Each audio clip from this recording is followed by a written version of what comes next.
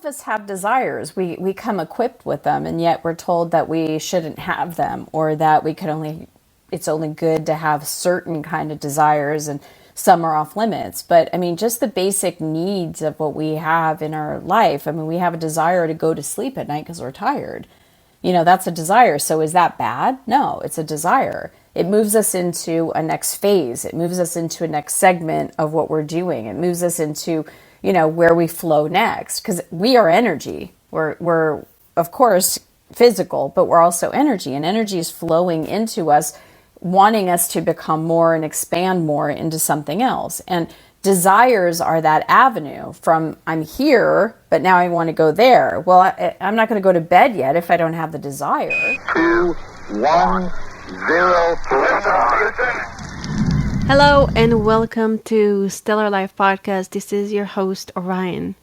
This is an out-of-this-world conversation where we talk about how to harness divine energy and help you heal and help you manifest. My guest, Christy Whitman, is a New York Times bestselling author and transformational leader. She teaches energy mastery meditation and sessions to help her client feel more aligned in the divine design of well-being, success, and abundance.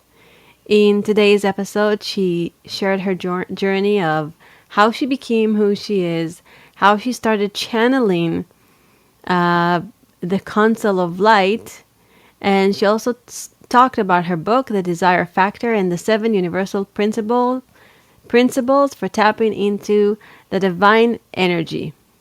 So when you tap into the divine energy stream, everything is easy, things flow into your life, and all kinds of miracles happening in your life.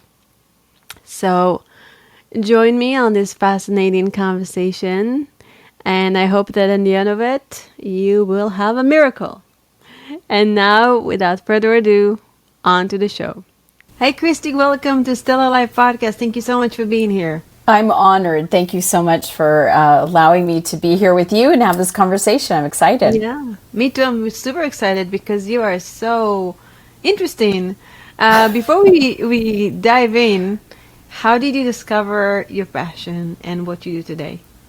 Well, it's interesting. For 8 years, I've been working with energy. I've been working in understanding law of attraction, universal laws.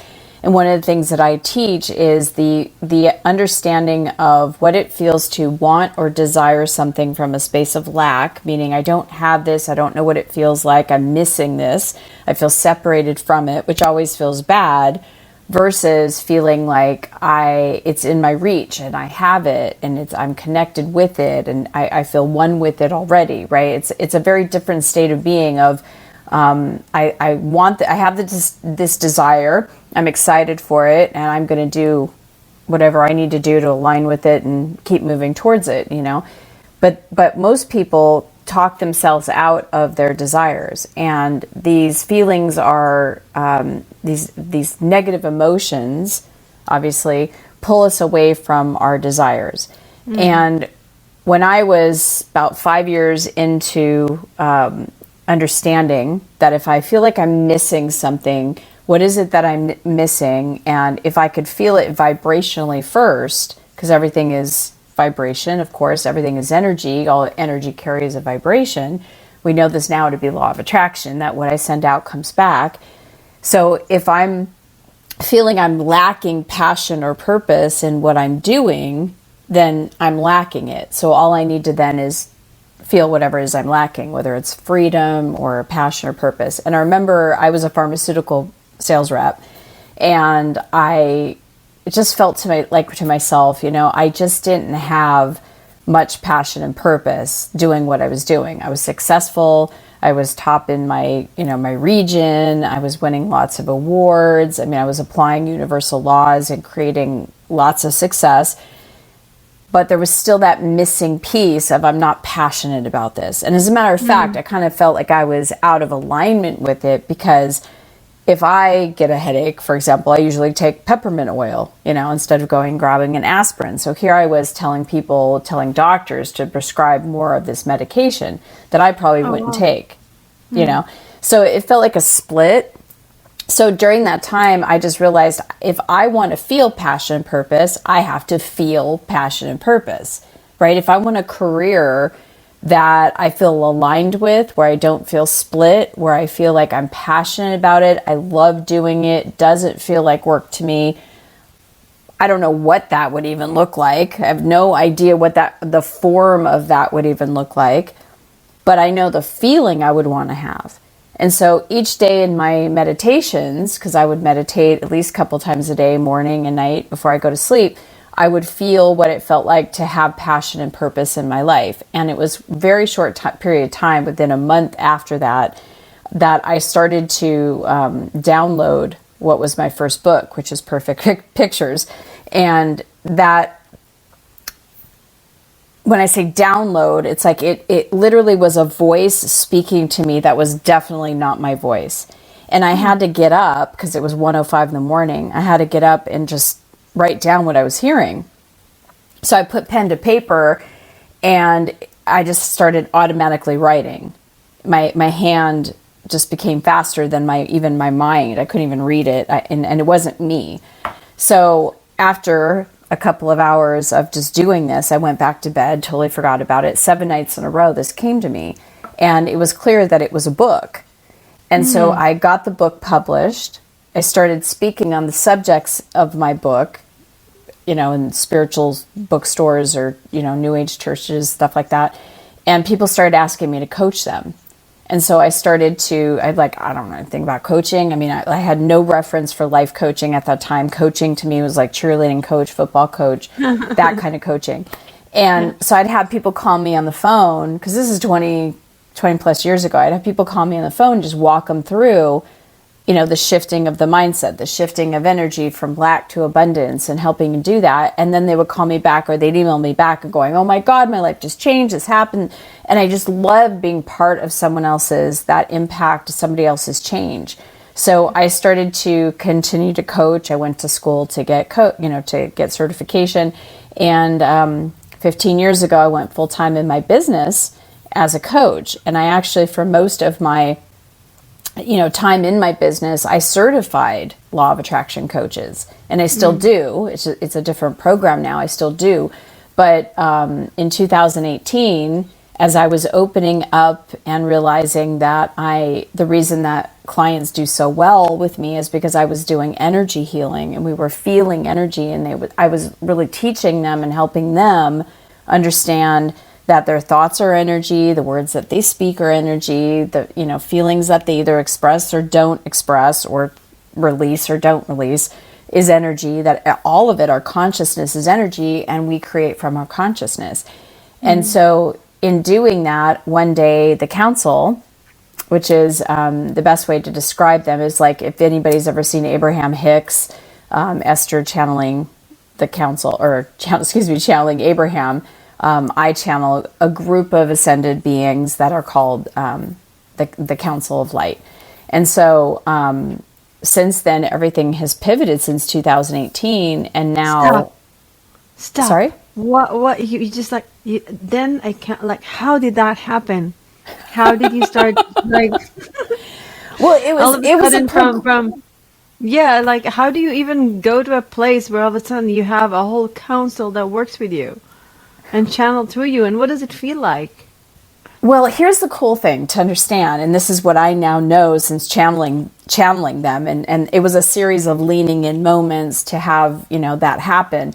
But all of us have our own council of light. All of us have, as the council would say, imagine if you've ever gone into a football stadium, for example, or if you've ever been in a really large theater, your center stage in your life, on your theater, or on the 50-yard line in a football stadium, you're the one in the center. And imagine all of those bleachers, all those seats are filled with beings of light that are there to support you. So when we start tuning into that, knowing that there's beings, guides, great ones, ancient ones, masters, whatever you want to call them, but they're light to support us, each and every one of us that are here, then we feel so good. We feel so supported. It's a feeling of coming from faith and abundance instead of lack and fear and separation.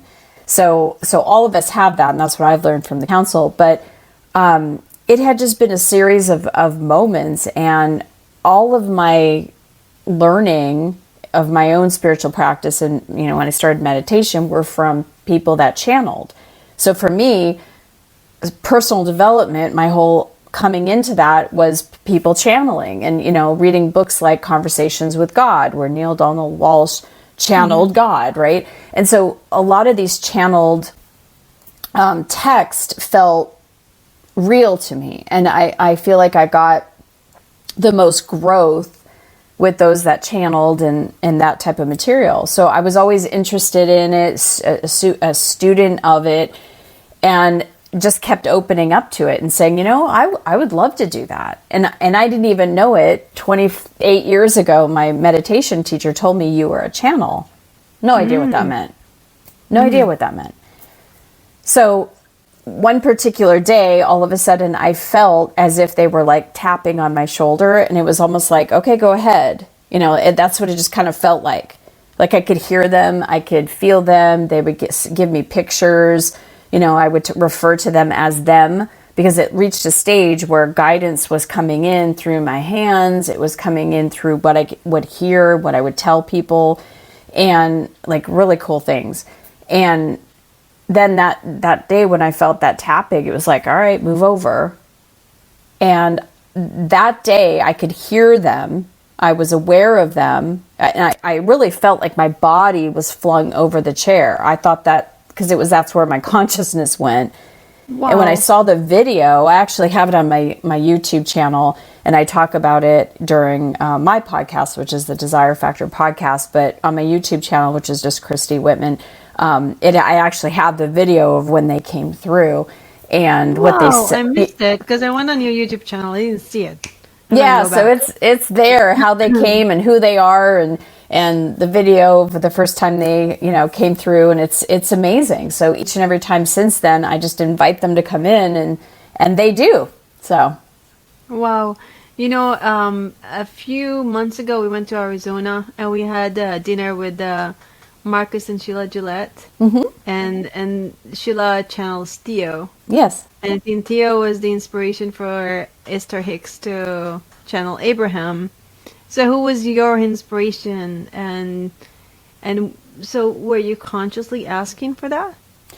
Yes, I was ready to lean into that. As a matter of fact, I remember putting on an event, and I had been to, first of all, to answer your question, Abraham and Esther, I'd been on many cruises with them, been in many workshops, read all their books, was doing their weekly tapes. So I was an avid student of theirs, because when they, and this is since like 2000, I was just anything I could get my hands on to learn about manifestation. And Abraham and Esther and Jerry Hicks, their material was just so clear, especially when they partnered with Hay House. They made their message so clear in the processes and all of that it really made me understand. So they were really a huge part of that.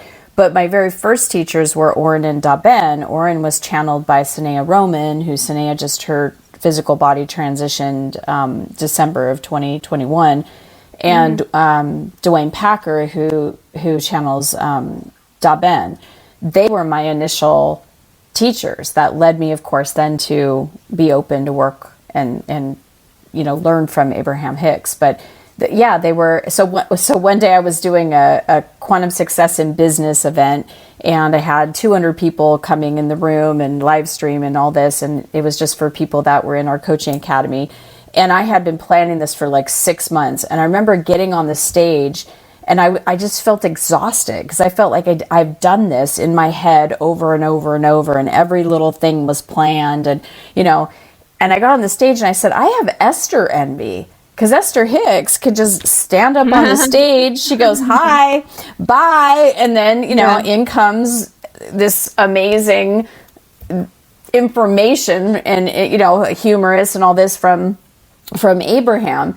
And that was like the first time I had publicly said that. But I had also been saying that Orion and Daben, they have like meditations and they have books, but I couldn't ever get one-on-one time with them. I couldn't ever take classes from them in different ways. So it was like the accessibility wasn't there. And then same thing with Esther and Abraham, right? Like the way you can work with them, or you could read their books, or you could go to a workshop. But what if I have a specific question? I have to get in the hot seat, right? And many times I did, and I got it intellectually, but I was still bumping up against the energy. And so that's what I love about the council, is that they really bring in the healing element of it. They really help release or let go of whatever's blocking us or what's perceived blocking us. Do you feel like you're a different person before and after working with the council? You know, it's funny. I feel like I'm more of me than I've ever been, because I'm more loving and accepting. I mean, one of the first things that I got with working with the council is not just me, but each and every one of us, how truly, and they even say that every time, how truly infinitely loved we are and how truly adored we are. And I could feel that dimension of like the dumb things I had done, or, you know, personality things in my past that I might have still held on as, you know, being able to be something to boot myself up with, mentally judge myself for, you know, that kind of patterning. I was able to look at it from the divine's perspective and go, there's no judgment. It's gone. There's no... So why am I holding on to this? And so all of that stuff I'm able to just release so much easier. And because of that, I have a deeper sense of respect for who and what I am. And my personality even came out more. Like some people all of a sudden started telling me like, you should be on stage. You're a comedian, you know? And I'm probably not funny right now because I said that, but you know what I mean? Like it was like more of me came out, and with me loving that part. So that's a big way of how I changed, and just my own connection and understanding. I think I need to kind of like to channel somebody, because I'm pretty funny in real life, but I'm not as funny on the podcast. So Exactly. People in my life, they think I'm hysterical. My kids tell me that all the time. So, you know, I'm hysterical to everybody, but my husband is very like, is very serious. Like I might get a smile. I'm like, oh, yay. Or a smirk. Yeah. So can we talk about your book? Before we begin talking about your book, what is desire to you? And why is it so important to have desire? Well, all of us have desires. We come equipped with them, and yet we're told that we shouldn't have them, or that it's only good to have certain kind of desires, and some are off limits. But I mean, just the basic needs of what we have in our life. I mean, we have a desire to go to sleep at night because we're tired.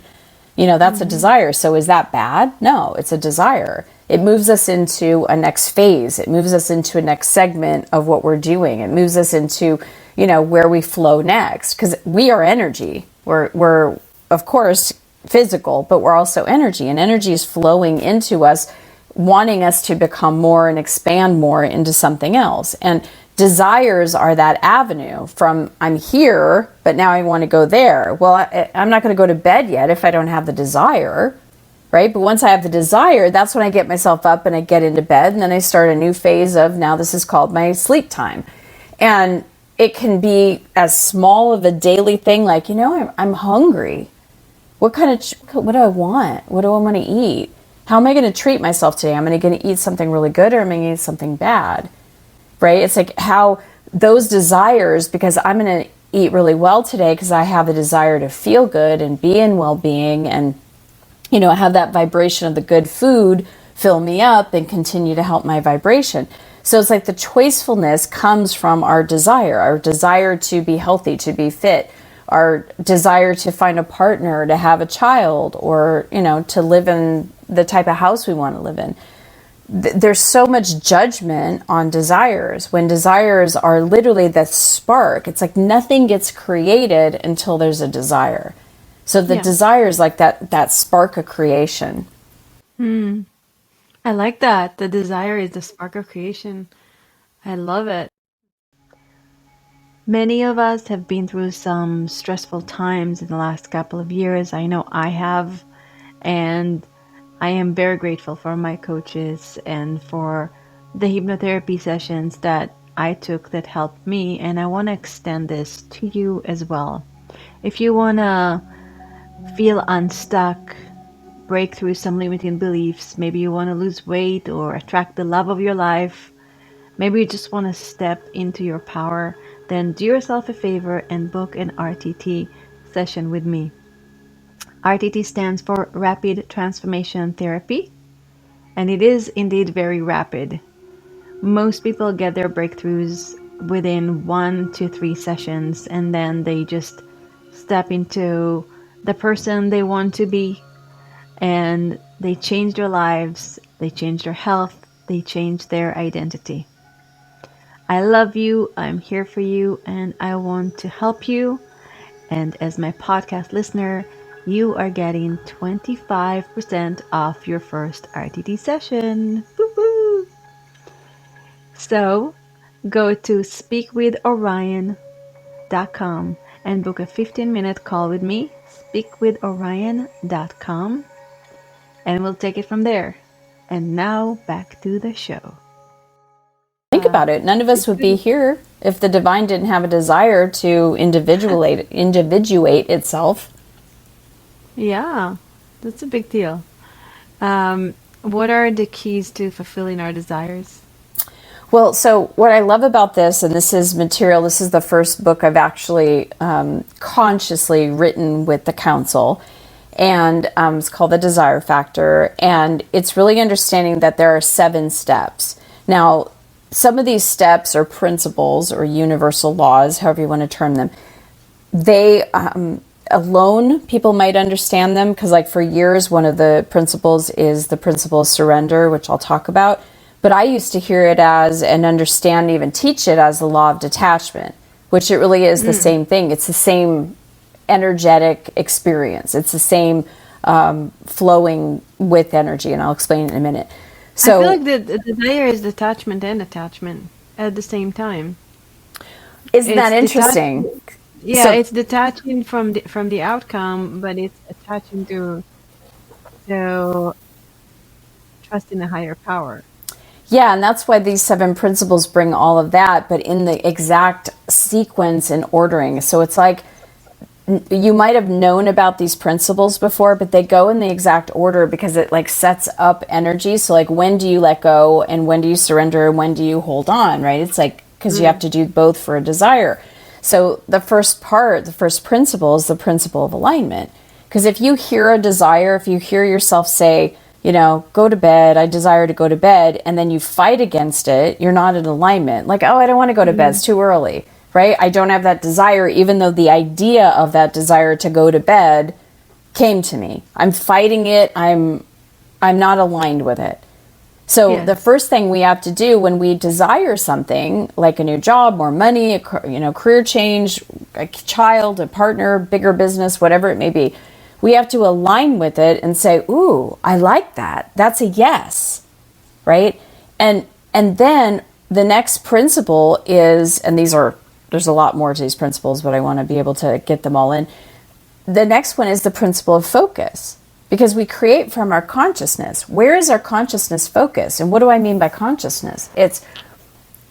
Our consciousness is our words that we say, the language we use. It's the thoughts that we think. It's the emotions that we feel or don't feel. It's the beliefs or perspectives, and it's the actions that we take. Those are ways that we send out energy out into the universe. So we need to focus on what we want, why we want it, how we want to feel. And then once we're focusing on that, we have to have our mindset, our expectation be that it will be fulfilled. There's an element of faith that comes in there, but it's like the principle is the principle of joyful expectancy. So you've got alignment, which leads to the principle of focus, which then leads to the principle of joyful expectancy, which then leads to the most important one, because that's where we become a vibrational match to what we want. We're not separated from it, is the principle of having. Because when we have something, then we're a vibrational match to it. It's like we're accepting it.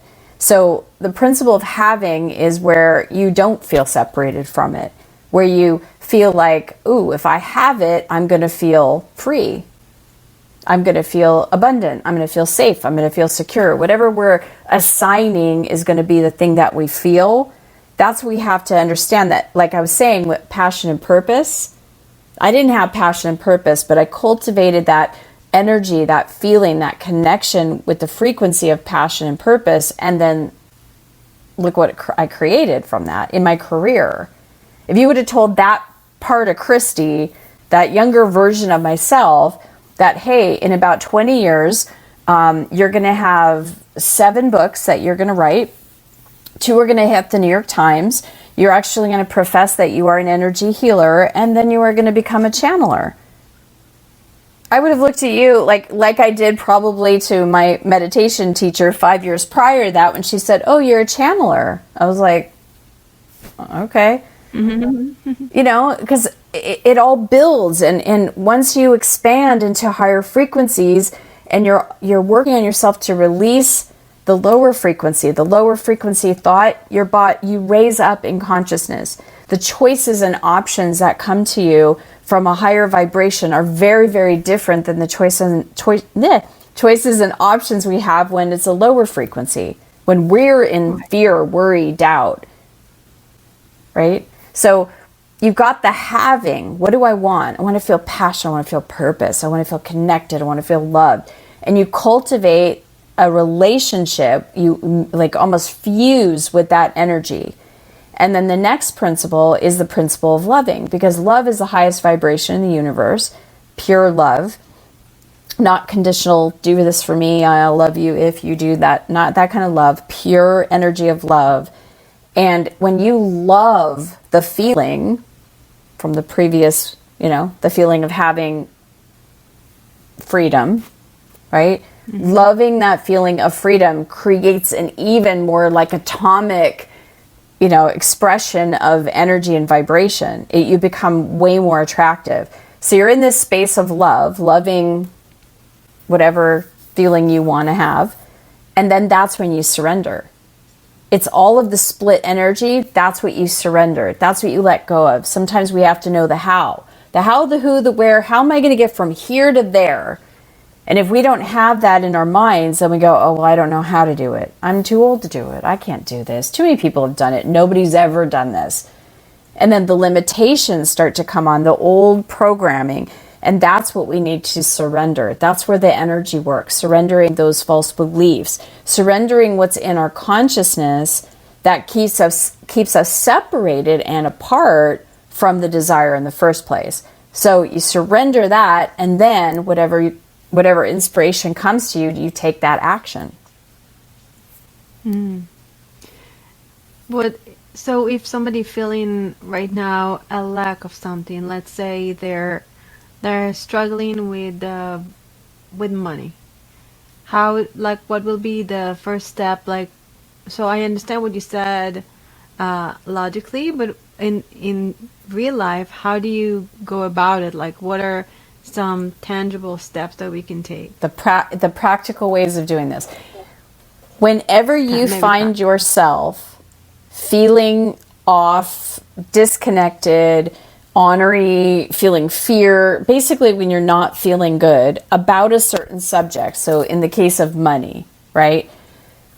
You need money because you need to pay the bills, and you don't have enough money, so you're stressed about it. So the vibration that you're giving off is a low vibration because it doesn't feel good, therefore it's a low vibration. And so then someone like me comes along and says, okay, well, focus on what you do want and how you want to feel. Well, yeah, I want to feel abundant. I want to feel, I want to focus on having enough money, but how is that going to help me now to pay the bills? There's a tendency to go back like a rubber band. The reality is, right here, right now, I have to pay a bill that I don't have money for. And you're telling me to think positively? Yeah. Yeah. So here's what you need to do. Understand that a thought is a vibration. And if you're lacking, how do you know? You don't feel good. If you don't feel good, There is something in your consciousness, either what you're saying, what you're thinking, what you're feeling, what you're believing, or what you're doing that is causing you to be out of alignment. And so the first thing I always say is you have to start watching your words. I created a program. It's a free video program. You get a video every day. It's 2 to 3 minutes in length. And what I do is I tell you the word or phrase not to say, why, what it does to your vibration, and therefore what you want to create, and what to say instead. When we're talking about money, why is that important? In this case, for example, and this is one of the first things I did to start shifting my own energy around money, because I would hear this all the time. My mom and dad said, my mom mainly, we can't afford it. Can't afford it. We can't afford it. Yep. Nope, sorry, we can't afford it. And even when they could afford it, even when they're fine and they had money, that was always the answer. We couldn't afford it. So 20 something years ago, that was one of the first things I learned, is that we have to eliminate can't afford, can't altogether. But when we're looking at money and saying I can't afford it, you believe that, then you're constrictive in your energy field. Can't doesn't feel good because it's coming from lack. So what can we say instead and still be true? So instead of saying I can't afford it, say that's not a financial priority for me right now. Much softer. Yeah, and you're not constricted. It's almost like, I do have choice in this. I could either go on that vacation that I can't afford, that isn't a financial priority for me right now, or I could pay my bills. So, and that's so good, because our brain cannot hold an affirmation that is completely untrue.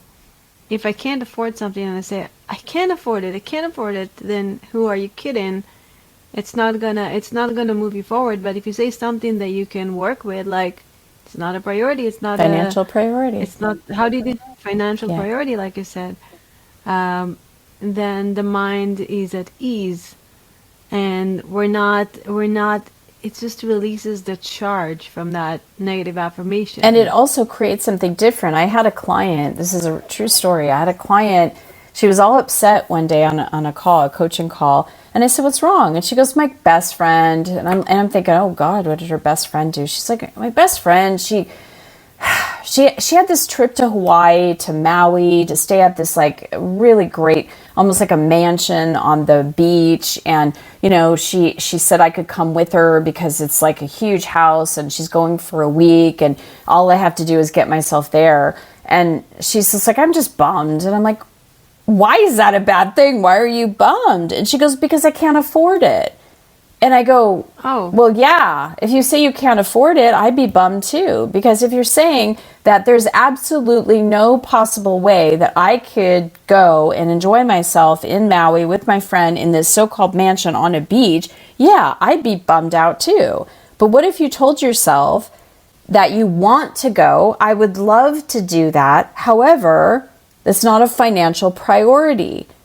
So she shifted her energy around that. She's like, I'd love to go. If there was a way, she started opening up to all possibilities. If there was any way for that to happen, oh my gosh, I would love it. I would love to go, right? The next day, her girlfriend called her back and said, you're not going to believe this. There's some stuff going around about their airlines and all this stuff. And she says, so I have a ticket that I just found out is expiring at the end of this year. Have to use it. I can transfer it, but I can't, she goes, and I already bought my ticket to Maui. So basically I have a free ticket to Maui. You want to go? Wow. So it might feel like, well, it's just a couple of words. I want to be your friend's friend. I want to be the friend of the friend of the friend. Yes. So yeah. That's what's possible when we're open to possibilities rather than closing down. Yeah, that's beautiful. In one of your videos, you talked about building a desired self-image. Can you share about that? Yeah. So, we have desires of everything in our lives. And one of them is the desire that we have for ourselves and how we want to be in the world, how we want to see ourselves, how we want to feel from within.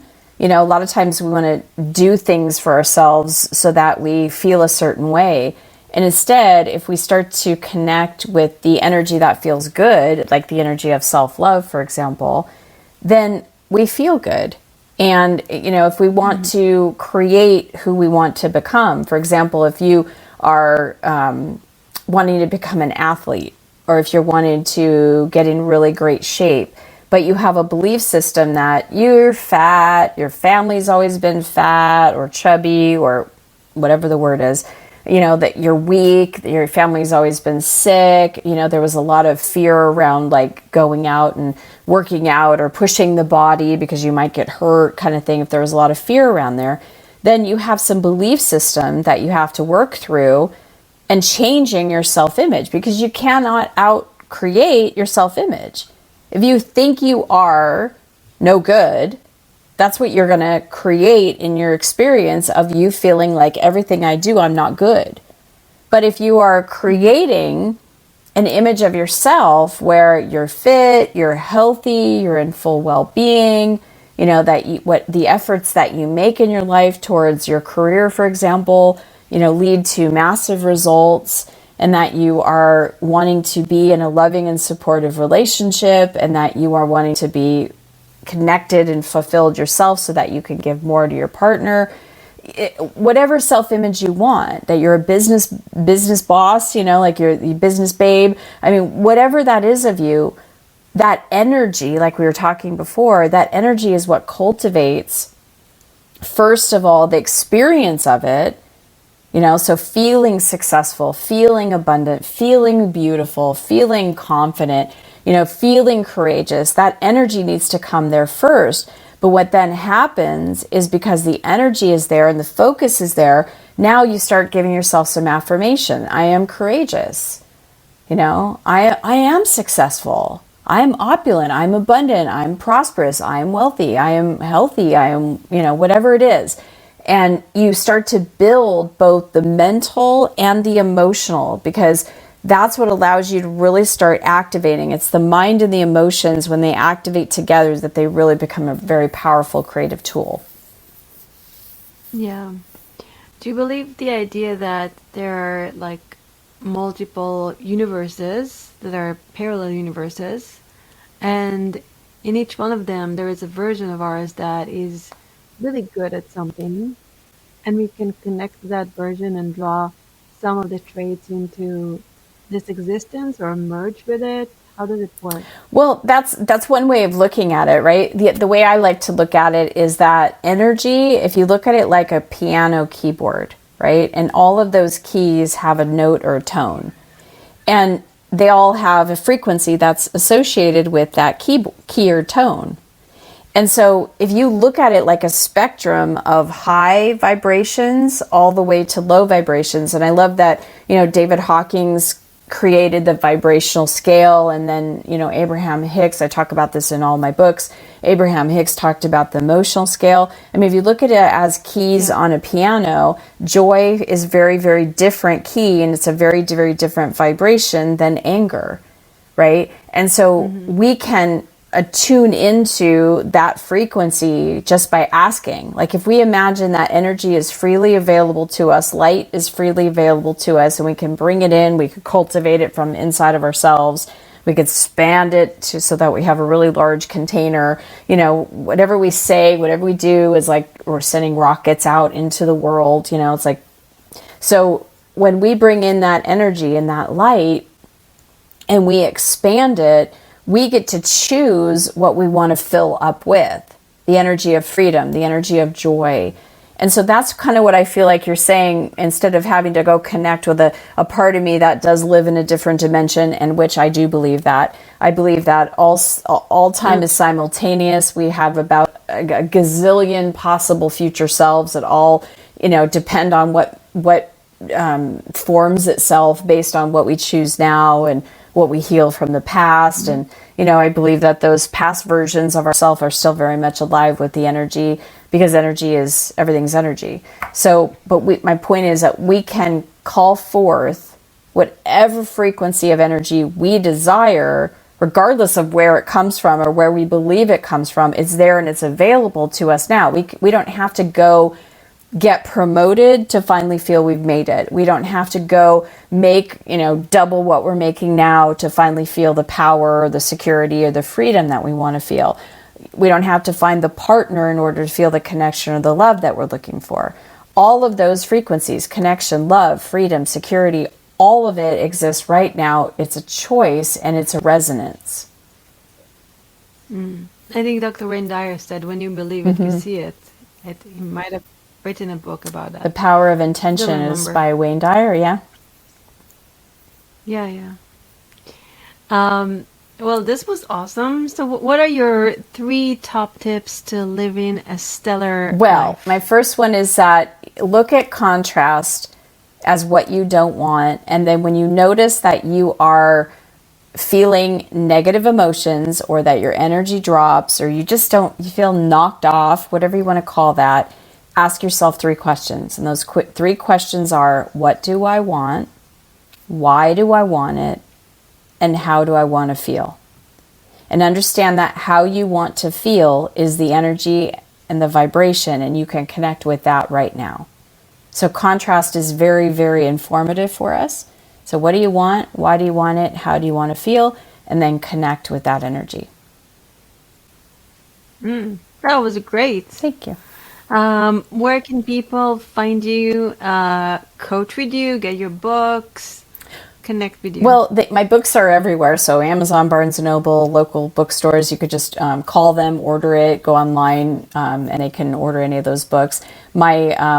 I also have the desirefactor.com. You can go there, christywhitman.com. But to take advantage of that 30-day Watch Your Words program, you can go to watchyourwords.com. And like I said, it's 30 days. And at the end, you get a list of all the words and phrases. And it's a life-changing program. So I'd recommend that's the first place to start if anybody wanted to get some coaching. It's free and it's on video. And you can watch it at your time. And it's only a couple minutes a day. Very good. Very good. Well, Christy, thank you so much for being here, and thank you for sharing all your wisdom with us today. Thank you for what you do, Orion.